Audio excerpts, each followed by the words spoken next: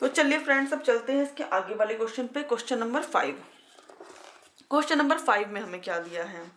दिया है कि एक आयताकार बाग जिसकी लंबाई चौड़ाई से 4 मीटर अधिक है, उसका जो है अर्ध परिमाप 36 मीटर दिया है। बाग की विमाएं मतलब कि हमें उसकी लंबाई और चौड़ाई बतानी है। तो सबसे पहले आयताकार की इसमें बात की गई है। आयताकार कैसा होता है? इस टाइप का, सॉरी थोड़ी सी लाइन टेढ़ी हो गई इसकी। आयताकार ऐसे होता है, ठीक है, इस टाइप से, जिसकी जो है ये वाली जो भुजा है वो इस वाली भुजा के बराबर होती है और ये वाली जो साइड है इस वाली साइड के बराबर होती है, ठीक है। तो ये आयत हो जाता है हमारा। और अब इसने कहा है कि आयताकार बाग के परिमाप की बात हुई है, ठीक है। तो आयताकार बाग का ये जो हमारी है, ये तो हम लंबाई है हमारी और ये हमारी है चौड़ाई, ठीक है। परिमाप के लिए हम क्या करते हैं, फॉर्मूला भी होता है, पर अगर फॉर्मूला नहीं जानते हैं तो हम क्या करते हैं, इन चारों का योग कर लेते हैं, जोड़ लेते हैं, ठीक है। तो हमारा परिमाप आ जाता है। परिमाप बराबर भुजाओं का, सभी भुजाओं का योग। क्वेश्चन नंबर 5 है। तो हम परिमाप में क्या लिखते हैं? परिमाप बराबर सभी भुजाओं का योग। और इसका अलग से फॉर्मूला भी होता है कि जो ये जो हमारा जो आकृति बनी है ये आयत है, ठीक है। तो आयताकार बाग का परिमाप हमारा क्या हो जाएगा? आयताकार बाग का परिमाप, आयताकार बाग का परिमाप हमारा हो जाएगा 2 गुणे लंबाई और जमा चौड़ाई। साइड में है 2 गुणे लंबाई जमा चौड़ाई। 2 गुणे लंबाई जमा चौड़ाई क्यों लिखा है? क्योंकि 2 बार तो चौड़ाई जुड़ती है और 2 बार लंबाई, तो यहाँ से 2 कॉमन ले लेते हैं, ठीक है, इसलिए ऐसे बन जाता है इसका फॉर्मूला। तो ये तो हुआ इसका परिमाप का फॉर्मूला। अब हमें सवाल में क्या दिया है कि हम मान लेते हैं, माना बाग दिया है, बाग की लंबाई मान लिया हमने कि जो बाग है उसकी लंबाई x है और जो बाग है उसकी जो चौड़ाई है वो y है। तो यहाँ हमने बाग की लंबाई और चौड़ाई दोनों लिख ली। अब इसने क्या कहा है कि जो आयताकार बाग का जो परिमाप है उसका आधा, तो पहले निकाल लेते हैं। आयताकार बाग के परिमाप का आधा, के परिमाप का जो आधा है वो कितना होगा? तो आधा हो जाएगा, जैसे कि परिमाप तो हमारा ये है, x प्लस वाई लिख लेते हैं क्योंकि लंबाई को हमने x मान लिया है और चौड़ाई को हमने y मान लिया है, और इसका आधा, ठीक है ना, आधा कर दिया। 2 से 2 कट गया तो हमारा क्या बचा? यहाँ पर x प्लस वाई बच गया। तो अगर हम अपने आयताकार जो हमारा बाग है उसका परिमाप जो है उसका आधा करते हैं तो x प्लस वाई आ जाएगा, ठीक है। अब प्रश्न से, क्वेश्चन में हमें क्या दिया गया है? इसने कहा है जो आयताकार बाग का जो कहा गया, एक आयताकार बाग जिसकी लंबाई चौड़ाई से 4 मीटर अधिक है का अर्ध परिमाप 36 मीटर है। तो जो अर्ध परिमाप है, जो हमने ये x प्लस वाई निकाला है, ये कितना है? 36 मीटर। ये तो अर्ध परिमाप आया था हमारा परिमाप का आधा करने पे, तो ये क्या है? 36 मीटर है। एक और कंडीशन दी है। एक और कंडीशन क्या दी है कि जो लंबाई है वो चौड़ाई से 4 मीटर अधिक है। लंबाई चौड़ाई से 4 मीटर अधिक है, ये हमारी लंबाई और ये चौड़ाई, ये जो है 4 मीटर ज्यादा है। तो बीच में बराबर का निशान करने के लिए हमें क्या करना पड़ेगा? जैसे ये ज्यादा है तो पलड़ा इसकी तरफ झुक रहा है, तो हमें इसमें भी 4 जोड़ देना है ताकि ये दोनों क्या हो जाए? बराबर हो जाए। तो हमने इसमें 4 जोड़ दिया, अब ये दोनों क्या हो गए? बराबर। तो एक समीकरण हमारी यहाँ से बन जाएगी। इसको तो हम समीकरण नंबर 1 नाम दे देंगे और यहाँ पे हमें क्या करना है? y को इधर भेज देंगे, x minus Y is equal to 4। एक समीकरण हमारी ये बन गई। ये हमारी 2 समीकरण बन गई हैं। अब हमें इन्हें हल करके x और y के मान निकालने हैं, ठीक है। अब हम क्या करेंगे? सबसे पहले इसको यहाँ पे रख लेते हैं। हमारे पास 2 विधियां हैं, विलोपन विधि और प्रतिस्थापन विधि। हम इन दोनों में से किसी से भी सवाल को हल कर सकते हैं। एक सिंपल तरीका जो आपने पहले भी लगाया होगा, जैसे कि x प्लस के y बराबर 36। दूसरा हमारे पास है x माइनस वाई बराबर 4। ये 2 हमारी समीकरण है। अगर हम इन दोनों को जोड़ लें, अगर इन दोनों को जोड़ लें, जब इसके हमने सवाल लगाए थे बहुपद वाले चैप्टर 2 में डिवाइड करने वाले, तो हम क्या करते थे? घटाने पर यहाँ निशान बदलते थे। पर हमें यहाँ क्या करना है, जोड़ना है, तो हम कोई निशान नहीं बदलेंगे। तो x और x हमारे कितने हो गए, 2x प्लस वाई से माइनस वाई खत्म। 36 और 4 कितने हो गए हमारे यहाँ पर, 40। तो x बराबर कितना होगा, 40/2 और x बराबर हो गया हमारा 20। अगर हमारे पास x की वैल्यू आ गई है तो हम y की वैल्यू आराम से निकाल सकते हैं। इसमें रख लीजिए समीकरण 1 से, ठीक है। समीकरण 1 से x प्लस वाई बराबर 36 है। x की वैल्यू हमारी कितनी है, 20 प्लस के y बराबर 36 और y बराबर 36 माइनस के 20, तो कितना आ गया हमारा 16। तो x बराबर हमारा 20 आ गया और y बराबर 16। तो हम लोग कैसे लिखेंगे एग्जाम में कि बाग की लंबाई क्या मानी थी हमने, x, और वो कितनी आ गई 20। बाग की जो चौड़ाई है उसको हमने क्या माना था, y, और y कितना आ गया 16। तो ये क्या आ गया, हमारे दोनों आंसर आ गए और ये हमारा सवाल पूरा सॉल्व हो गया है। अब इसके बाद हम लोग क्या करेंगे, अगला क्वेश्चन लगाते हैं।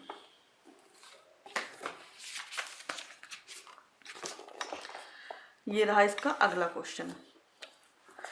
इसमें लिखा है कि एक रैखिक समीकरण 2x प्लस 3y माइनस 8 बराबर 0 हमें दी गई है, ठीक है। दो चरों की एक ऐसी और रैखिक समीकरण हमें लिखनी है ताकि प्राप्त युग्म का ज्यामितीय निरूपण जैसा कि ये दिए गए हैं ऐसा हो। मतलब कि इस समीकरण के साथ जो दूसरी दो समीकरण होती है ना युग्म में, जिससे हम ग्राफ खींचते हैं या संपाती दिखाते हैं या फिर प्रतिच्छेद करती हुई समानांतर ये सब दिखाते हैं, तो केवल एक लाइन दी गई है, ये रही। दूसरी हमें अपने पास से लिखनी है ताकि इन दोनों को जब पेयर बनाए तो वो क्या करें, प्रतिच्छेद करती हो दोनों लाइनें। पहली कंडीशन ये है। सेकंड ये है कि समानांतर हो रेखाएं, और थर्ड ये है कि संपाती हो रेखाएं। कुछ नहीं करना है, बहुत इजी सवाल है। चलिए इसको लगाते हैं। 6 नंबर क्वेश्चन है हमारा। 6 नंबर क्वेश्चन को लिख लेते हैं पहले कि हमें जो एक समीकरण हमें दी गई है वो ऐसे दी गई है, 2x प्लस 3y माइनस के 8 इक्वल टू 0, ठीक है। और पहली कंडीशन क्या है कि रेखाएं जो हैं क्या करती हों, प्रतिच्छेद करती हों, ठीक है ना। प्रतिच्छेद करती हों, प्रतिच्छेद करने के लिए हमें पता है कि सबसे पहली कंडीशन क्या है, प्रतिच्छेद करने के लिए जब लाइनें प्रतिच्छेद करती है मतलब इस तरीके से, इसकी कंडीशन क्या है कि a1/a2 नॉट इक्वल टू होना चाहिए b1/b2 के, ये कंडीशन होती है।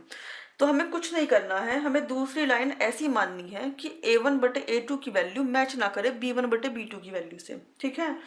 तो सबसे पहले तो हम क्या करेंगे, यहाँ से a1 की वैल्यू लिख ले रहे हैं। a1 बराबर हमारा कितना है 2, b1 बराबर है 3। c1 की हमें जरूरत ही नहीं है क्योंकि हमें खाली यही दो वैल्यू मैच करनी है। या फिर आप चाहे तो लिख सकते हैं कि c1 बराबर -8 है हमारा। अब a1 की यहाँ पे जो a2 है और यहाँ पर जो b2 है, इनकी वैल्यू ऐसी लिखिए कि हल करने के बाद आपस में मैच ना करें। देखिए अगर हम यहाँ पे 1 लिख दें और यहाँ भी 1 लिख दें, ठीक है, c1 c2 को भी 1 लिख लीजिए, कोई दिक्कत नहीं है, कुछ भी लिख सकते हैं, कोई ऐसा नहीं है कि 1 ही लिखना है, कुछ भी। यहाँ पे मैं 3 लिख दूँ, यहाँ पे 2 लिख दूँ, ठीक है ना, तब भी बन जाएगी समीकरण हमारी। मैं यहाँ पे 5 लिख दूँ, यहाँ पे 4 लिख दूँ, तब भी बन जाएगी समीकरण मेरी। कुछ भी लिख सकते हैं, कोई जरूरी नहीं कि यही लिखें। अब देखिए a1/a2 कितना है हमारा 2/1 और b1/b2 कितना है 3/1। तो क्या आपस में बराबर है, नहीं, आपस में बराबर नहीं है। a1/a2 और b1/b2 बराबर नहीं है, ठीक है। तो ये तो मैंने आपको लिख के दिखाया है, खाली आपको लिखना कैसे है, ठीक है, हमें लिखना कैसे है, कुछ भी लिख सकते हैं आप, कोई जरूरी नहीं कि यही लिखना हो। तो लिखना है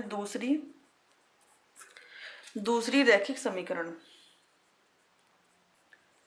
दूसरी रैखिक समीकरण हमारी क्या बनी, जो a1 होता है वो इस यहाँ पे x1 इसके साथ गुणांक होता है, और हमें किसके साथ लिखना है, दूसरी समीकरण हमारी ऐसे होती है ना, a2x प्लस b2y और प्लस a2x प्लस b2y और प्लस c2 बराबर 0, इस तरीके से, ठीक है।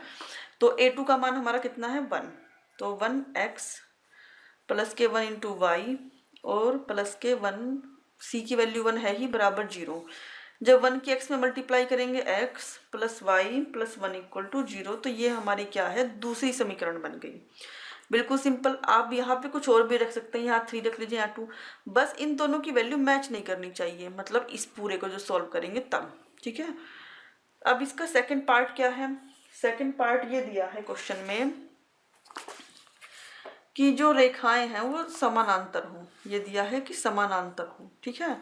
तो समानांतर के लिए हम क्या करेंगे, समानांतर के लिए हमें इसकी पहले कंडीशन पे गौर करना होगा कि समानांतर की कंडीशन क्या होती है। समानांतर की कंडीशन हमारी होती है कि a1/a2 बराबर हो b1/b2 के, बट नॉट इक्वल टू हो c1/c2 के, ठीक है।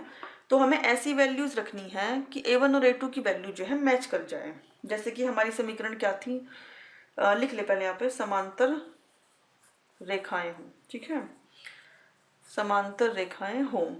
तो सबसे पहले समांतर, तो सबसे पहले हमें क्या करना है, अपनी इक्वेशन ही लिख लेते हैं, 2x + 3y - के 8 = 0, ठीक है।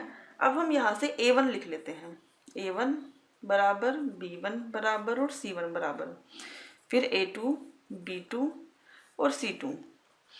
मान लिया हमने यहाँ पे 2 लिख लिया, इसका तो मान 2 है, b1 का मान 3 है और c1 का मान -8 है। अब हमें ऐसा मान रखना है कि a1 और a2 की जो वैल्यूज हैं, a1 और a2 की जो वैल्यूज हैं वो आप मतलब a1 a2 और b1 b2 इनको जो अनुपात निकाले तो बराबर आ जाए। तो उसके लिए हमें क्या करना है, आप चाहें तो यहाँ पे रख सकते हैं 2 भी, क्योंकि 2 से 2 कटने पर 1 आएगा, और यहाँ 3 रख लीजिए, 3 से 3 कटने पर 1 आ जाएगा। या फिर हम यहाँ पे रख लेते हैं 4 और यहाँ पे रख लेते हैं 6। देखिए 2 ही कम 2, 2 दूनी 4, 1/2, 3 ही कम 3, 3 दूनी 6, 1/2।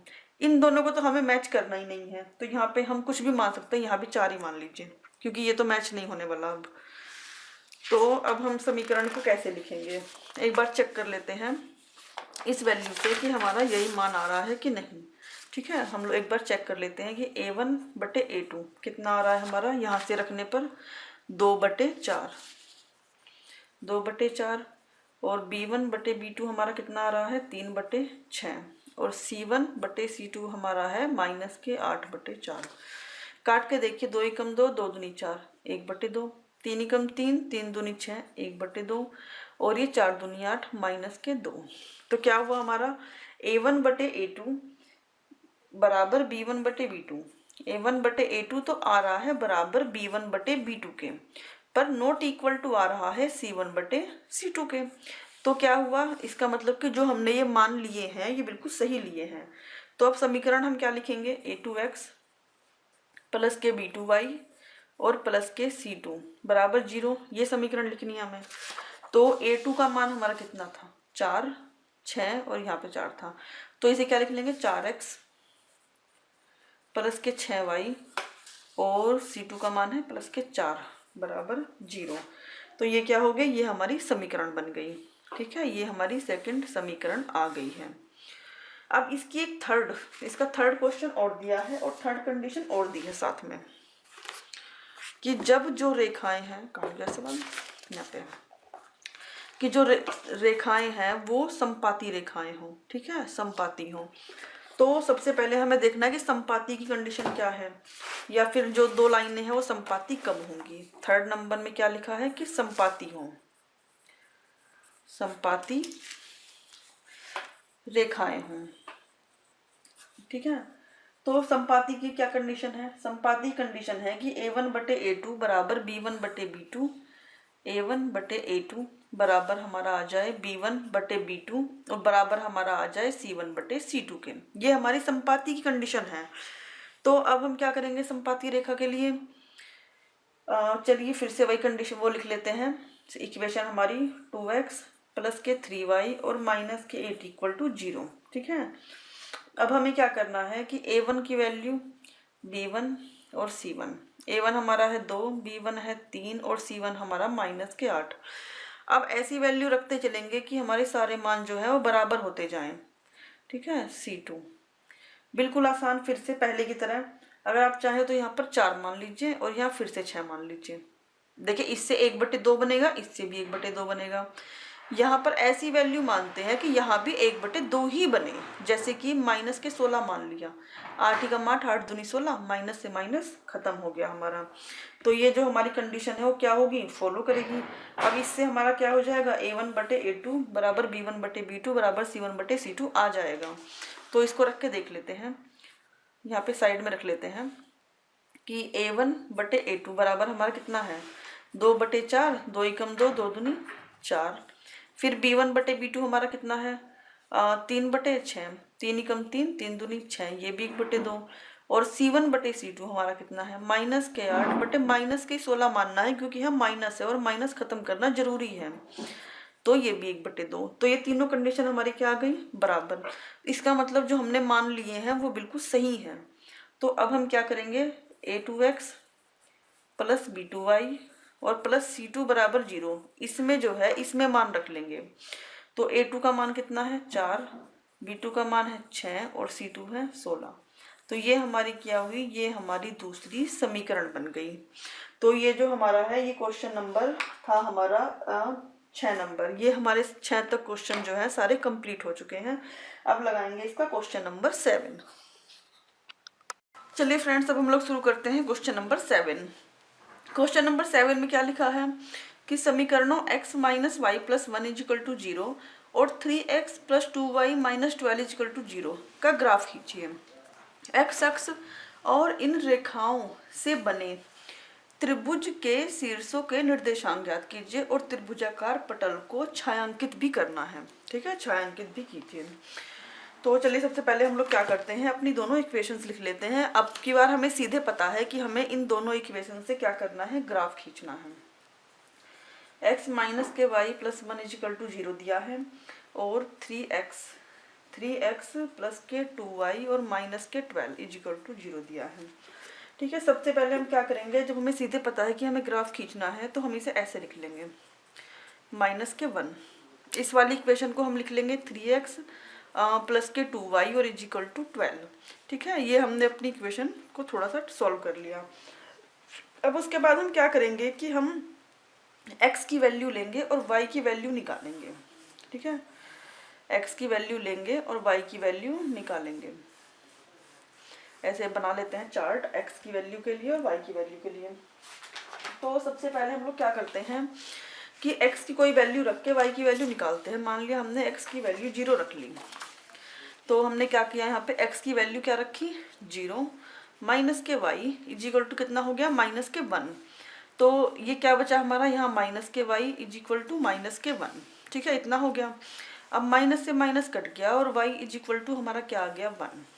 तो जब हमने x की वैल्यू 0 ली थी तब हमारा y कितना आ गया, 1 आ गया। जब हमने x की वैल्यू 0 ली थी तब हमारा y 1 आ गया। फिर हम लेते हैं, चलिए x की वैल्यू अब की बार हम 1 ले लेते हैं। x की वैल्यू हम 1 ले लेते हैं, हमने यहाँ 1 ले लिया, minus K y is equal to minus K 1। अब इस 1 को जब हम राइट साइड में भेजेंगे तो क्या हो जाएगा, ये भी माइनस, ये तो माइनस वाला पहले से ही था, ये वाला इधर जाएगा माइनस के 1। तो minus K y is equal to कितना, माइनस के 1 और माइनस के 1 माइनस के 2, माइनस से माइनस कैंसिल हो गया और y बराबर हमारा क्या बचा, 2। तो जब हम x की वैल्यू 1 लेते हैं तो y की वैल्यू हमारी कितनी आ जाती है, 2। जब हम 1 लेते हैं तो 2 आ जाती है। तो इसी तरीके से जब हम 2 लेंगे तो कितनी आ जाएगी, 3, और जब हम 3 लेंगे तो कितनी आ जाएगी, 4। ठीक है, इस तरीके से आ जाएगी। अब हम अपनी दूसरी इक्वेशन लेते हैं जो हमारी ये थी, 3x और प्लस के 2y बराबर 12 थी। अब हम क्या करेंगे, इसमें x की वैल्यू अगर 0 लें तो ये पूरा क्या हो जाएगा, 0। तो यहाँ पे हमारे पास ये तो 0 हो गया और ये बचा 2y इज इक्वल टू 12। तो 2y बराबर कितना बचा, 12, क्योंकि ये वैल्यू तो हमारी 0 हो गई। और y बराबर हमारा कितना है, 12/2। तो 2 6 जा 12, मतलब 2 6 12। तो जब हम x की वैल्यू 0 लेते हैं तो y हमारा कितना आता है, 6। इसके लिए टेबल बना लेते हैं।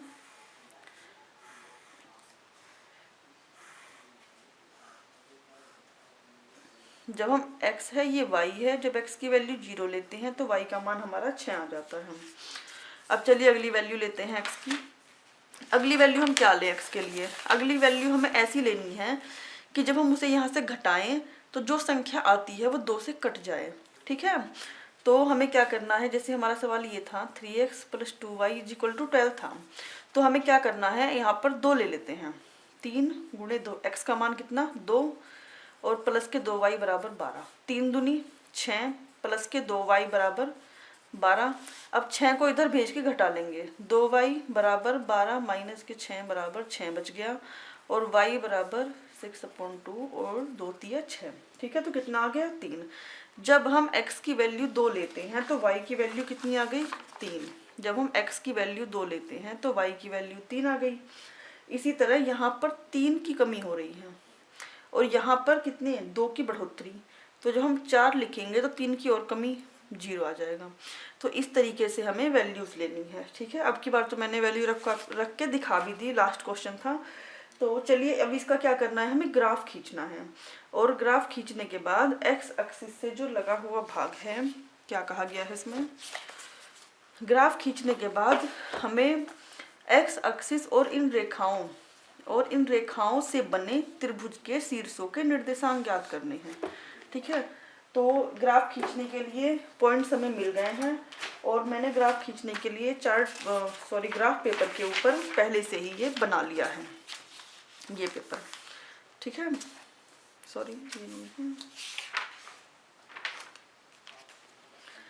ये हमने पहले से ही बना लिया है। अब हम क्या करेंगे, ग्राफ खींच। तो चलिए क्या करना है, सबसे पहले हम इस पेपर को निकाल लेते हैं ताकि हम ग्राफ खींच सके इसका। हमें क्या लेना है, हमें x एक्सिस पे 0 लेना है और y एक्सिस पे 1। देखिए यहाँ पे दिया है कि हमें x एक्सिस पे 0 लेना है और y एक्सिस पे पहले 1 लेना है। तो चलिए x एक्सिस पे तो 0 ये रहा और y एक्सिस पे 1 ये रहा, तो ये बन गया हमारा 0 और 1। फिर हमें 1 और 2 लेना है, x एक्सिस पे 1 और y एक्सिस पे 2, तो ये हमारा हो गया 1 और 2। फिर हमें x एक्सिस पे 2 और y एक्सिस पे 3, ये हमारा हो गया 2 और 3। फिर x एक्सिस पे 3 और y एक्सिस पे 4, इस तरीके से, ठीक है। इससे एक लाइन खींच लेंगे, पॉइंट्स को सीधे मिलाते हुए एक लाइन खींच ले रहे हैं।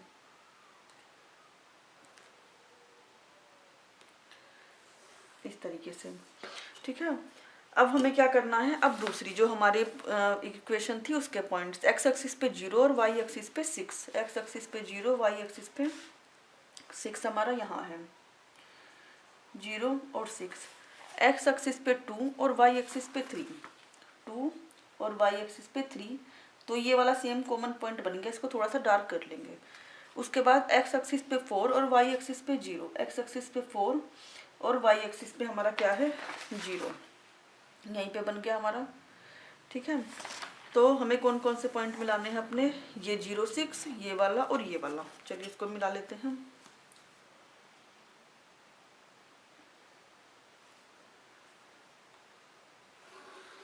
ये हमने मिला लिए पॉइंट्स अपने, ठीक है। ये वाली जो हमारी लाइन गई थी इसका नाम था x माइनस के y = -1, और जो दूसरी वाली हमारी लाइन थी इस वाली का नाम हमारा क्या था 3x + 2y = 12, 3x + 2y = 12, ये था इसका नाम। दोनों के नाम लिख लिए। अब उसके बाद हमें क्या करना है, सवाल में हमें क्या कहा गया है, ये रहा हमारा सवाल में हमें कहा गया है कि x अक्ष और इन रेखाओं के त्रिभुजों के शीर्षों के निर्देशांक ज्ञात करने हैं, और त्रिभुजाकार जो आकृति है या पटल है उसे छायांकित भी करना है। तो ये वाले तो पॉइंट्स हमारे क्या हो गए, यहाँ पे ये वाला इसका सबसे शीर्ष वाला पॉइंट तो 2 और 3 था, तो ये पॉइंट हमारा हो गया 2 और 3, ठीक है। यहाँ पे हमारे पॉइंट कितने हो गए, x एक्सिस पे हमारा 4 है और y एक्सिस पे 0, तो ये हो गया 4 और 0। यहाँ पे हमारा पॉइंट क्या आया है, यहाँ पे ग्राफ जो है हमारा इधर निकल गया है, तो x एक्सिस पे हमारा कितना है -1 और y एक्सिस पे नहीं है 0, तो यहाँ हो गया -1 और 0, ठीक है। इसको नाम दे देते हैं, ये है a, ये है b यहाँ पे, और ये है हमारा c, ठीक है। तो यहीं पे लिख देते हैं a पॉइंट, मतलब त्रिभुज जो है वो बनाना था हमें उसके, और इस ग्राफ ये वाला जो हिस्सा है इसको छायांकित करना है, तो इसको ऐसे शेडेड कर दीजिए इस तरीके से, ये भी है इसमें, ठीक है। ये जो हमारा है ये त्रिभुज बन गया है। तो ए के जो हमारे पॉइंट आए हैं वो कितने आए हैं 2 और 3, बी के जो हमारे पॉइंट आए हैं वो कितने आए हैं 4 और 0, और सी के जो हमारे पॉइंट आए हैं वो कितने हैं -1 और 0। तो इस तरीके से ये जो क्वेश्चन है कंप्लीट हो गया है और ये एक्सरसाइज भी हमारी कंप्लीट हो गई है। इसके जो एग्जांपल्स हैं अगर वो आपसे नहीं लगेंगे तो क्वेश्चन नंबर या फिर एग्जांपल जो कमेंट बॉक्स में कमेंट कर दीजिएगा। तो ये हमारी एक्सरसाइज कंप्लीट हो गई है।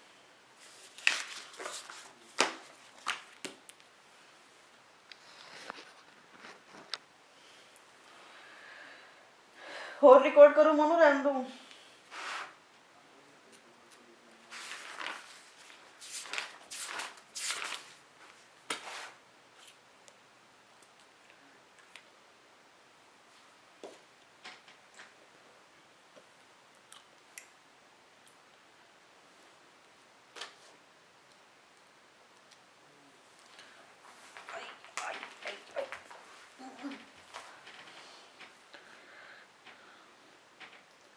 मोनू